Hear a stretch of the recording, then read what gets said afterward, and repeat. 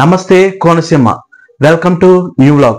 ఈ రోజు మన వీడియో ఏంటంటే, మీకు ప్రీవియస్ వీడియోలో చెప్పాను ఇన్స్టెంట్ బిర్యానీ తయారు చేద్దామని. అది ఫుల్ వీడియో చేస్తాం అనుకున్నాం కదా.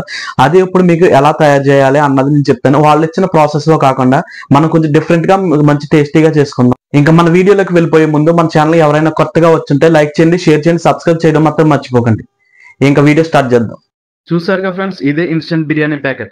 ఇప్పుడు ప్రాసెస్ చూద్దాం. చూడండి, దీని మీద ఎలా తయారు చేయాలో మెన్షన్ చేశారు, కానీ ఇది మన స్టైల్లో చేద్దాం. ముందుగా ఈ బియ్యం అరగంట సేపు నానబెట్టుకోవాలి, గుర్తుంచుకోండి. నానబెట్టుకోవాలి కానీ ఆ వాటర్ తీసేయకూడదు. తర్వాత బిర్యానీకి కావాల్సిన వెజిటేబుల్స్ అన్ని కట్ చేసుకుని రెడీగా ఉంచుకోండి. మీకు ఏం వేసుకోవాలంటే అది వేసేసుకోండి.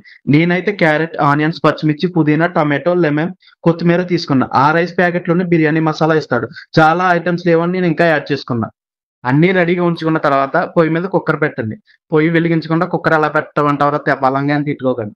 కుక్కర్ పెట్టిన తర్వాత కొద్దిగా ఆయిల్ వేసుకుని అది వేడి అయ్యాక బిర్యానీ మసాలాలు వేసుకుని కొద్దిసేపు యాగనిద్దాం. అందులో ఉల్లిపాయలు, క్యారెట్ ముక్కలు, బంగాళదుంప ముక్కలు వేసుకుని మొత్తం కలిసేలా కలిపేసుకోండి.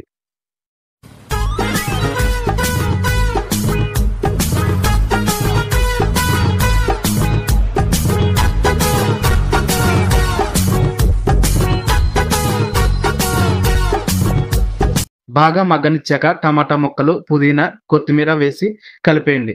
బాగా మగ్గనిచ్చాక టమాటా ముక్కలు, పుదీనా, కొత్తిమీర వేసి కలిపేయండి. తర్వాత అందులో తెచ్చుకున్న చికెన్ మొత్తం వేసి రేపటికి దాచుకోకు. వేసిన తర్వాత మొత్తం కింద నుండి కలుపుకుంటారా. ఎలా కలపాలంటే, నువ్వు ఇన్స్టాగ్రామ్ లో పులిహోర కలుపుతావు చూడు, అలా కలిపేసుకో. అందులో మసాలా ముద్ద వేసుకుని మొత్తం కలుసుకోవాలి. తర్వాత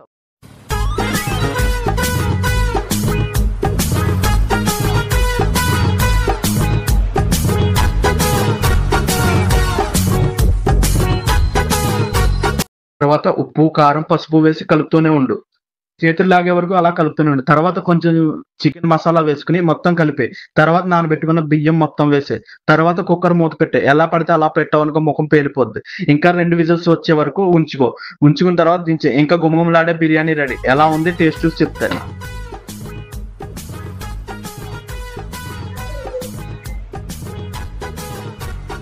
పర్లేదు, టేస్ట్ అయితే బాగానే ఉంది, పర్లేదు.